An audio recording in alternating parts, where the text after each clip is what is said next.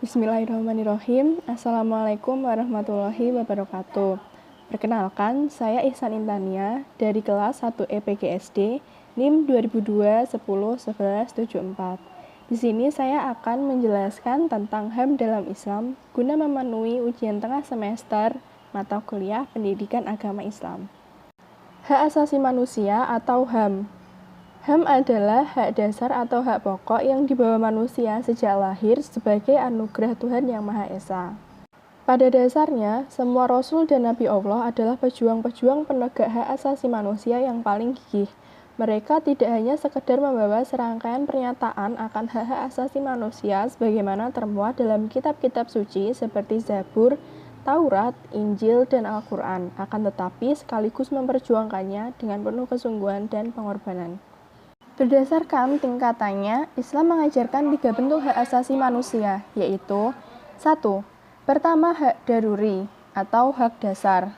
Sesuatu dianggap hak dasar apabila hak tersebut dilanggar bukan hanya membuat manusia sengsara, tetapi juga hilang eksistensinya, bahkan hilang harkat kemanusiaannya, misalnya mati. 2. Hak haji atau hak sekunder, yakni hak-hak yang bila tidak dipenuhi akan berakibat pada hilangnya hak-hak elementer.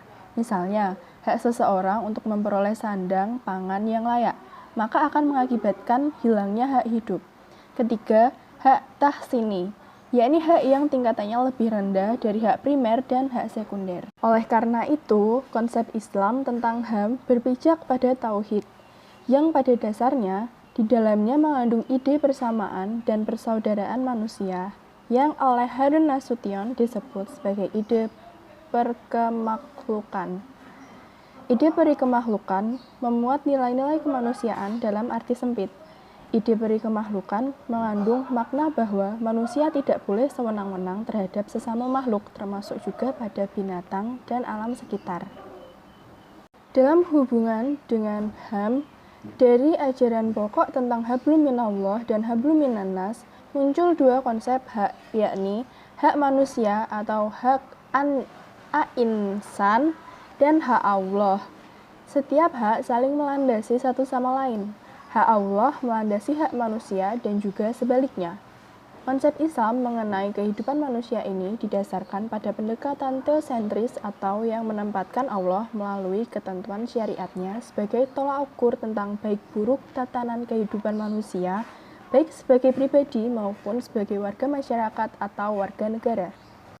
Al-Quran menegaskan bahwa Islam adalah agama yang sempurna, termuat dalam Quran surat ke-5 ayat ke-3. Di samping mengajarkan hubungannya dengan Sang Pencipta atau hablum minallah, juga menegaskan tentang pentingnya hubungan antar manusia atau hablum minannas. Termuat dalam Quran surat ke-3 ayat 112. Pengakuan ini bukan hanya berdasarkan truth claim umat Islam, tapi kaum orientalis pun mengakui kesempurnaan yang mencakup seluruh aspek kehidupan manusia itu.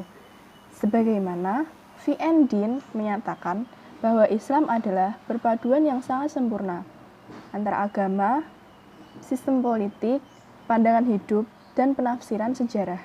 Demikian pula, Gibb menyatakan bahwa sungguh ajaran Islam jauh lebih banyak sebuah sistem teologi. Islam adalah peradaban yang sangat sempurna. Dengan demikian, HAM dalam Islam lebih dulu muncul, tepatnya Magna Carta tercipta 600 tahun setelah kedatangan Islam. Di samping nilai-nilai dasar dan prinsip-prinsip HAM itu ada dalam sumber ajaran Islam, yakni Al-Quran dan Hadis. Juga terdapat dalam praktik-praktik kehidupan Islam. Tonggak sejarah keberpihakan Islam terhadap HAM yaitu pendeklarasian Piagam Madinah yang dilanjutkan dengan deklarasi Kairo. Dalam Piagam Madinah, paling tidak ada 2 ajaran pokok yang berhubungan dengan HAM, yaitu pemeluk Islam adalah satu umat walaupun mereka berbeda suku bangsa. Dan hubungan antara komunitas muslim dengan komunitas non-muslim didasarkan pada prinsip 1. Berinteraksi secara baik dengan sesama tetangga. 2. Saling membantu dalam menghadapi musuh bersama. 3. Membela mereka yang teraniaya. 4. Saling menasihati. 5. Menghormati kebebasan beragama. Adapun ketentuan HAM yang terdapat dalam deklarasi Kairo adalah sebagai berikut. 1. hak persamaan dan kebebasan yang tercantum dalam Quran Surat Al-Isra ayat 70, Quran Surat An-Nisa ayat 58, dan ayat 135, Quran Surat Al-Mumtahan ayat 8.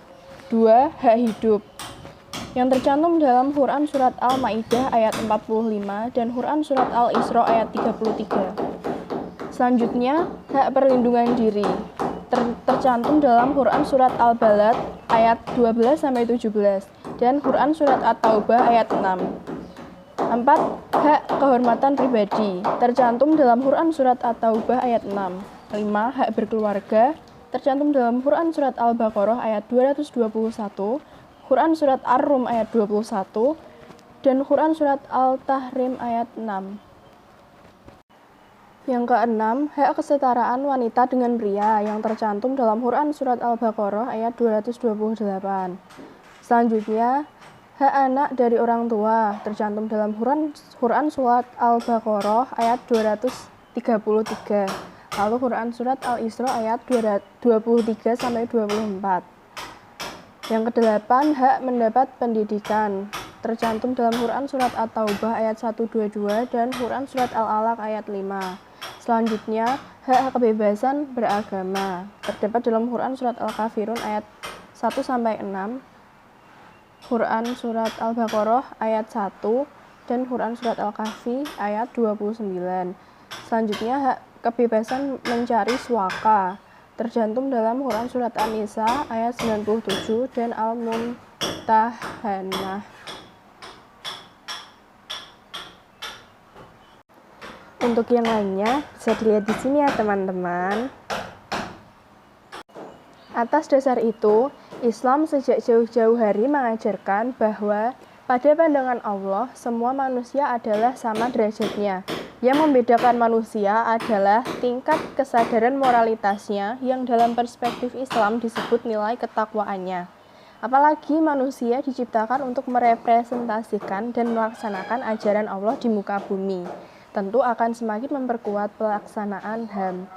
Oleh karena itu, jika harkat dan martabat setiap perorangan atau manusia harus dipandang dan dinilai sebagai cermin, wakil, atau representasi harkat martabat seluruh umat manusia, maka penghargaan dan penghormatan kepada harkat masing-masing manusia secara pribadi adalah suatu amal kebajikan yang memiliki nilai kemanusiaan universal. Demikian pula sebaliknya, pelanggaran dan penindasan kepada harkat dan martabat seorang pribadi adalah tindak kejahatan kepada kemanusiaan yang amat besar. Mengenai hak asasi manusia yang berkaitan dengan hak-hak warga negara, Al-Maududi menjelaskan bahwa dalam Islam, hak asasi pertama dan utama warga negara adalah 1. Melindungi nyawa, harta, dan martabat mereka bersama-sama dengan jaminan bahwa hak ini tidak akan dicampuri kecuali dengan alasan-alasan yang sah dan legal. 2. Perlindungan atas kebebasan pribadi. Kebebasan pribadi tidak bisa dilanggar kecuali setelah melalui proses pembuktian yang meyakinkan secara hukum dan memberi kesempatan kepada tertuduh untuk mengajukan pembelaan. 3. Kemerdekaan mengemukakan pendapat serta menganut keyakinan masing-masing. 4. Jaminan pemenuhan kebutuhan pokok bagi semua warga negara tanpa membedakan kasta atau keyakinan. Salah satu, diwajibkan zakat kepada umat Islam, salah satunya bertujuan untuk memenuhi kebutuhan pokok warga negara. Untuk referensi ada di sebelah. Sekian video dari saya. Kurang lebihnya mohon maaf. Semoga bermanfaat. Wassalamualaikum warahmatullahi wabarakatuh.